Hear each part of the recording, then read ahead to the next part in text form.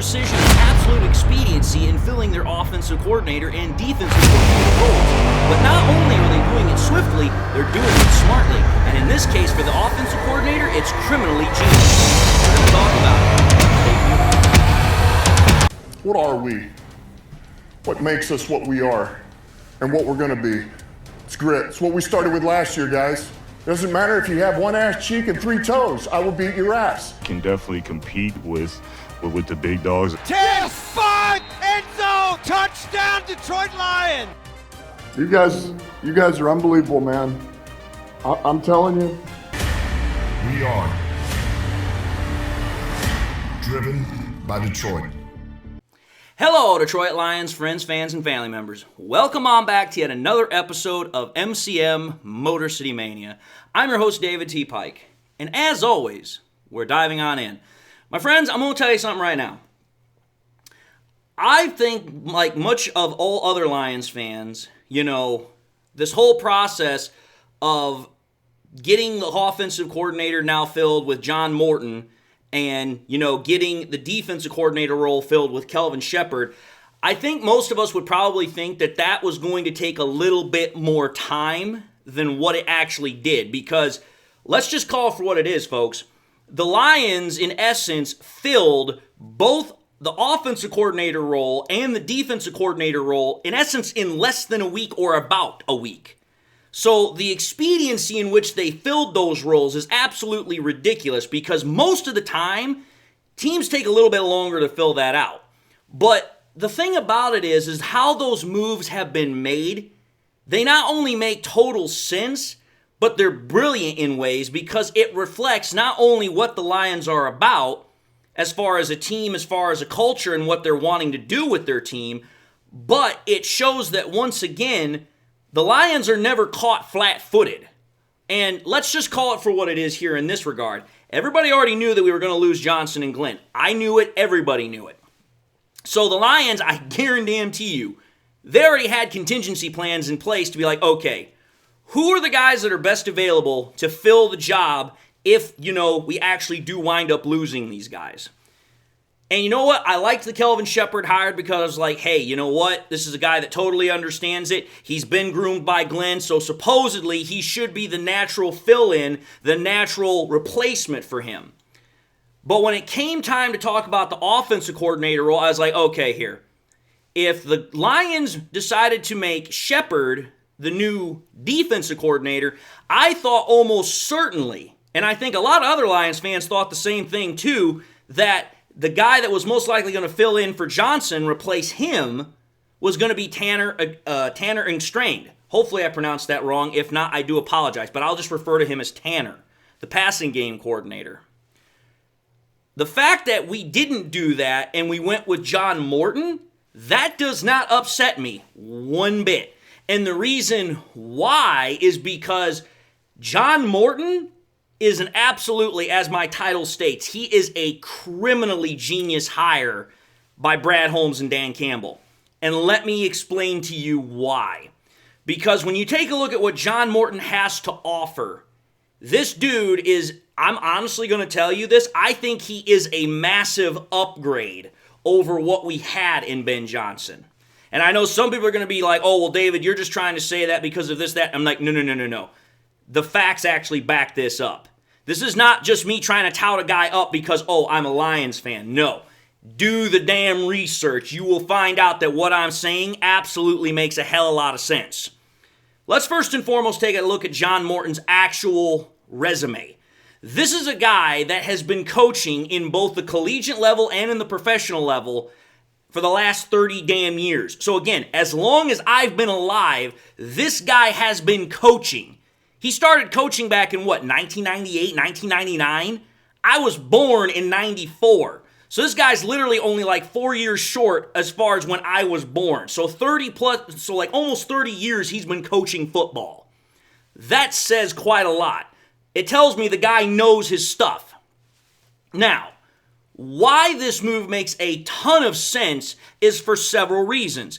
And let's take a look at those reasons. Number one, you take a look at all the teams that John Morton has been associated with. And then you take a look at the quarterbacks that are on those teams that Morton has associated with. Out of all of the teams in the professional level, not the collegiate level, the professional level, Jared Goff is by far the best quarterback that Morton has been paired with since 2006 as either an offensive coordinator or as a passing game coordinator. Because if you go back and you take a look at all the professional gigs that he has had, either in one of those two capacities, the only guy that he's really been paired with that you would say is of a profound name recognition is Drew Brees. And that was back in 2006, which, funny enough, was the very first year that Drew Brees was with the New Orleans Saints. And when you think about how big of a statement that is, you need to pay attention to just what Drew Brees did that year. Drew Brees in 2006, brand new team, coming off of a massive shoulder injury, tore rotator cuff. And what does he do with Sean Payton as the head coach and also as John Morton as the passing game coordinator? Both new to their new roles as well on said team. This is what Drew Brees does. He puts up the 5th highest completion percentage that year, the number 1 total amount of passing yards, the 3rd best pass average per throw, the 3rd most passing touchdowns, and also the 2nd highest passer rating. So coming off of a massive injury in a new city, a new team with a new head coach and a new passing game coordinator, John Morton, along with Sean Payton, they're able to give Drew Brees a massive uplift in terms of, whether or not this guy's going to be able to continue to play. And, let's think about it here. From 2006 onward, Drew Brees pretty much became a consistent factor for being one of the best quarterbacks in the NFL until he retired. So why am I bringing that up? The reason I'm bringing it up is because how did Jared Goff do this year? Jared Goff finished the year number 2 in pass completion percentage, number 2 in passing yards, number 2 in pass average per throw, number 4 in freaking passing touchdowns, and number 2 in passer rating. Again, I'm seeing a hell of a lot of 2s there. So you're talking about Jared Goff statistically finishing as virtually the number 2 quarterback or at the very least a top 3 quarterback. So my point here is this. If John Morton with Sean Payton was able to take a guy like Brees into a completely new situation, coming off of a massive rotator cuff injury, and make him a top 5 quarterback in the very first season they're all working together, whereas Jared Goff, this is not his first year in Detroit. John Morton has worked in the past with both Goff and in Detroit in 2022. What I'm trying to get at here is imagine what Morton will be able to do now. Because again, I just said it. Morton was here back in 2022, right? Well, wait a minute here. What's changed since 2022 for this Lions offense? That's right. We have Jahmyr Gibbs. We have David Montgomery. We have Sam Laporta. We have Tim Patrick. We also have a healthy and fully useful Jameson Williams, because back in 2022, we didn't have that. So all of those weapons that I just rattled off, John Morton didn't really get a chance to work with or scheme with. That is huge. But that's not why this is criminally genius.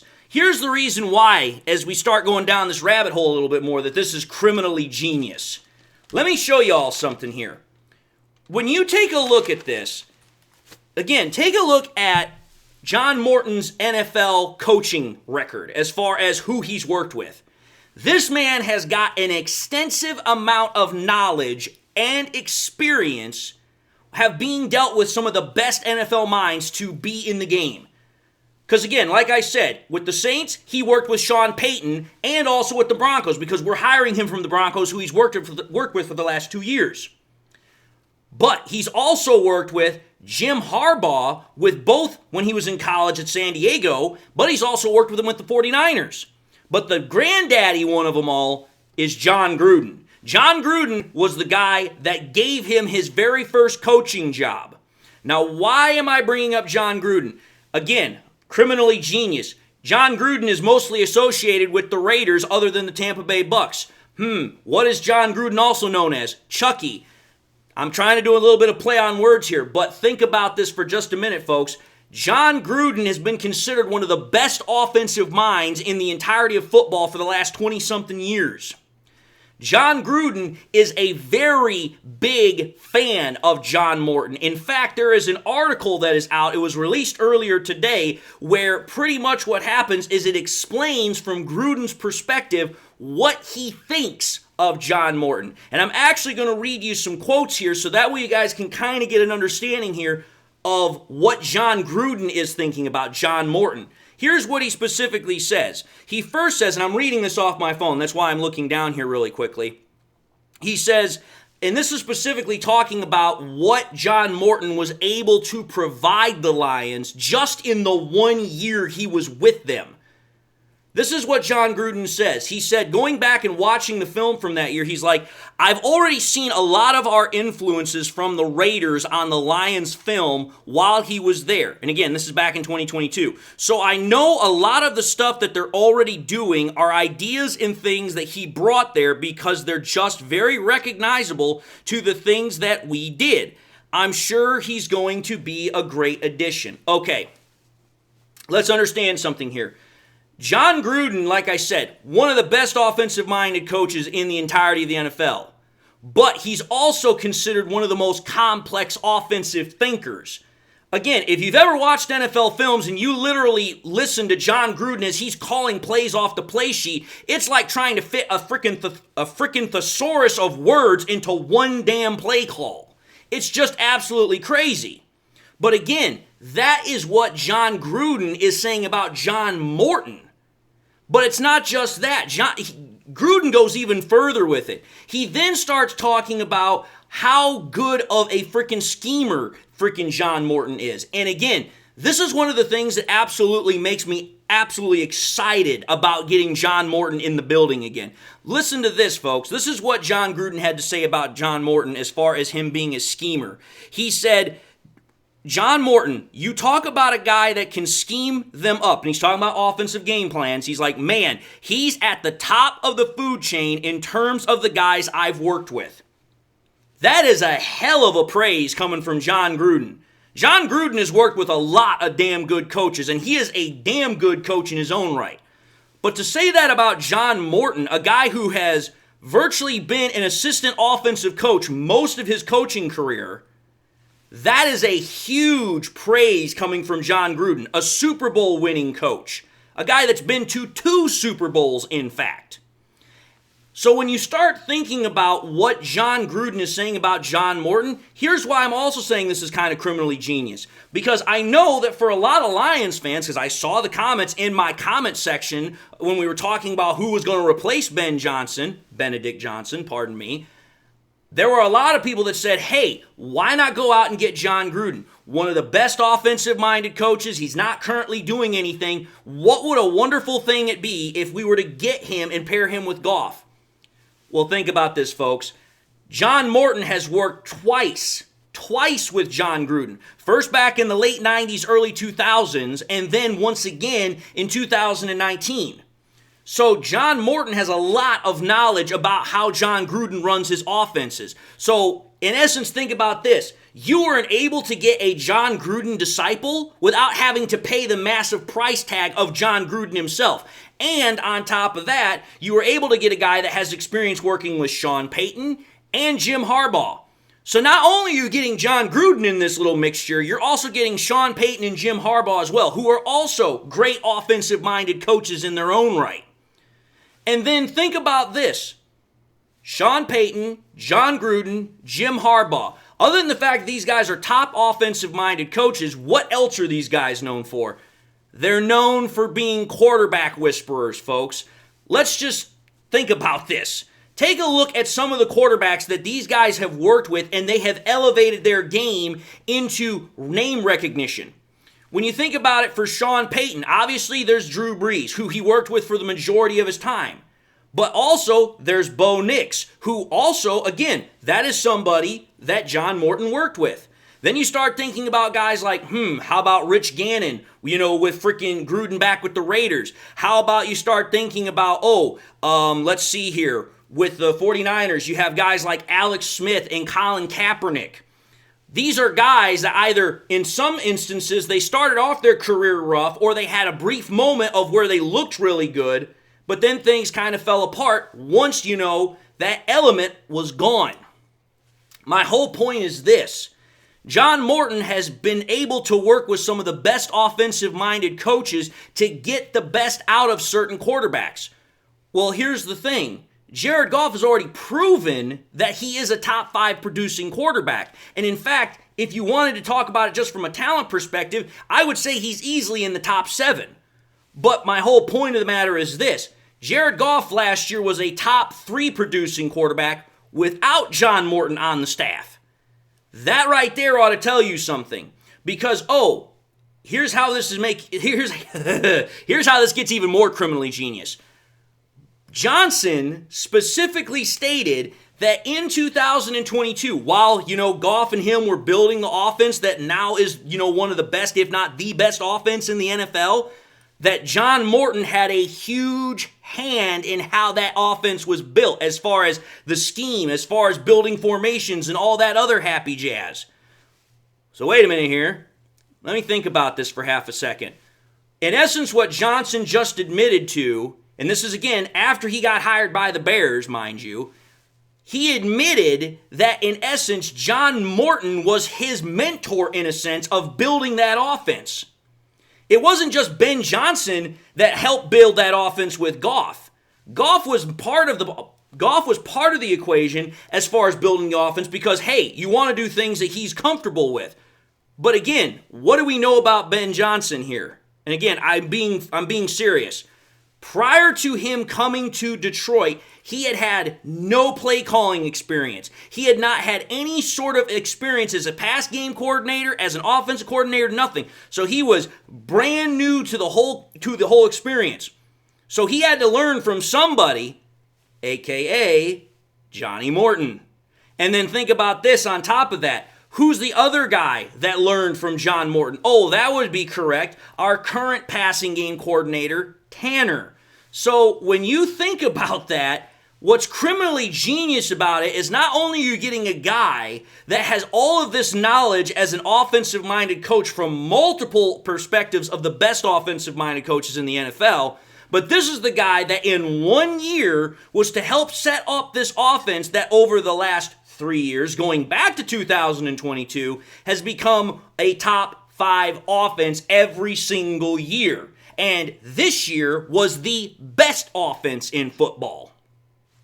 So that's yet another reason why this is a very criminally genius decision by freaking Brad Holmes and Dan Campbell. But it gets even better. It gets even better, folks, because now think about this. You have, as I just stated, obviously Johnson's not here. He's in Chicago enjoying that $13 million annually per year. But you still have Tanner here for the moment. I know some people are going to be like, well, David, Aaron Glenn's talking about possibly making him the offense coordinator for the Jets. That's great. It's talk until it actually happens. He's still here. Because again, talk does not actually sign the paycheck. That is something that I'm going to wait and see what happens. But just think about this for half a second. Even if we were to lose Tanner, remember what I said. Morton is the guy who mentored him. Freaking Tanner is his protege, just like Johnson is and was. So to me, it's like, okay, if you're able to keep Tanner along with Morton, now you've got 2 guys that quite literally are thinking the exact same way. One because he's the teacher, the other because he's the guy that was taught by him. And these guys not only have a strong working relationship together as coaches, but they also have a strong working relationship with Jared Goff. So think about this, folks. You pair the fact that Morton has all of this offensive knowledge and experience. You potentially get to keep Tanner here as well as a passing coordinator for yet another season. And as I said, you now have Gibbs, you have Demo, you have a fully healthy and fully usable Jamison Williams, you have Sam Laporta. Okay. I don't have to tell you, if I was Morton, how much fun I could have scheming with this offense. Because there are so many ways that I could be able to work with this. Because, again, Morton's been coaching for damn near 30 years. that literally spanks Johnson's ass, not only in terms of experience, but also in terms of practicality of uses of different types of play designs and scheme formations. So the wealth of knowledge that Morton can draw from compared to Johnson, it's not even in the same ballpark, let alone the same universe. So for me, that's what makes this decision absolutely brilliant beyond a shadow of a doubt. But then you have to think about it also from this last perspective too. Let's just look at this from the perspective of what happened this last year. Take a look at what John Morton was able to, once again, with Sean Payton able to do with a rookie Bo Nix. Again, Bo Nix was a guy coming out of college that everybody had a lot of interest in seeing how he was going to perform. And he came into the NFL and he performed extremely well for a rookie. That's not always the case for rookie quarterbacks. It's definitely become more prevalent over recent years, but it's not always the case. Well, take a look at how Bo Nix did in his rookie year. In his rookie year, Bo Nix was able to put up these numbers. He threw for just a tick over 66 completion percentage, which was tied for 14th, a little under 4,000 yards, ranked 12th. He had just under 7 an average a throw, which was ranked tied for 27th. He had the 6th most passing touchdowns as a rookie, and he had the 18th best passer rating. So let's just call it for what it is. Was it the greatest season ever? No, it wasn't. But for a rookie quarterback, going into a situation working with an offensive-minded coach like Sean Payton and John Morton, whose offensive, wealth of knowledge, depth of knowledge is ridiculously deep, for a rookie quarterback to be able to do that and, very first year, get his team to a wild card berth, that's impressive. And again, wait a minute here. How did Jared Goff do this year? Again, as I already stated, but I'm just going to put it out there just to hammer home the point a little bit further. Goff finished second in completion percentage, second in passing yards, second in pass average per throw, fourth in passing touchdowns, and second in passer rating. So my whole point here is this. When you have John Morton being the offensive coordinator, I am not at all one moment worried or concerned about this offense's capability to continue to be explosive. In fact, if anything, I'm expecting it to be even more explosive. And not just because of John Morton becoming the offense coordinator. Think about this, folks. We still have Scotty Montgomery here, who is the running backs coach and the assistant head coach. But we also retained the services of Hank Fraley, not only as the offensive line coach, but also as the run game coordinator. What better combination to have for an offensive line coach, but then to also be the run game coordinator, while you've got a guy who's been a passing game coordinator most of his freaking time in the NFL as your offensive coordinator. You literally are pairing the best of both worlds. You're pairing a guy that knows everything there is to know about passing attacks with a guy that works with offensive linemen, which, oh yeah, what is an offensive lineman's favorite type of block? It's run blocking, because they get to engage and go after people. It's brilliant. It is 100% criminally genius. And let me just throw this last little bit out there. Again, have to wait and see how this whole thing plays out with the Jets and Tanner. But let's just say, hypothetically, that Tanner does not go to the Jets. Let's say he stays here. Now the Lions have their own contingency plan in-house to just say, oh, you know what? The Lions have a great year in 2025 offensively, and now Morton gets a shot to be a head coach. Now you can just plug Tanner right in behind him. Don't even have to miss a beat. That's why I'm saying, that last one's a little bit more contingent on certain factors right now. But still, every single thing I'm thinking about when it comes to this hiring of John Morton, I am just like, oh baby, this has got real potential to absolutely blow the top off of the freaking NFL. Because again, how good was this offense last year? We had the fourth highest scoring offense in NFL history, folks. Fourth highest. And again, that was with Johnson and Tanner, who were mentored by John Morton. Now Morton's coming back to town with more weapons than he's probably ever had as a coordinator on either a passing game level or as an offensive coordinator. that ought to freaking get you all excited, because it's definitely got me excited. Because now I'm like, okay, here. We already know how damn good our offense has been over the last 3 years, but now, with Johnny coming back to town, quite literally, here's Johnny, I am looking very forward to seeing what we're going to have for us in store in 2025. But anyway, folks, I just wanted to put this episode together because I know the news has been out now for a little while, but as you guys also know about me, I like to look at things a little bit deeper than just saying, oh yeah, here's the news. So, having said that, I'm going to end this episode and say thank you all for watching in another episode of MCM Motor City Mania. If you like what you saw, by all means, I highly encourage y'all to watch the next episode. Also encourage y'all to do one of these 3 things: like, comment, and subscribe. If by chance you subscribed in the past and you forgot to do so at the time, want to highly encourage y'all, please make sure you hit that bell notification icon so that way you guys never miss any more content I push out. Please share it with your Lions friends and family members. Share here on YouTube, Twitter, Facebook. Share anywhere and everywhere you possibly can. The more we do it, the greater the channel can grow and spread. And with that being said to everybody, I hope you all enjoyed the content, whether this is your first time watching me or you guys have been watching me for the upteenth time. I hope you all not only enjoyed it, you got something out of it and you learned something. Also hope everybody out there has something in their life, makes them happy, makes them smile. God bless, my friends. And until the next time we meet, I'll see you all in the next episode.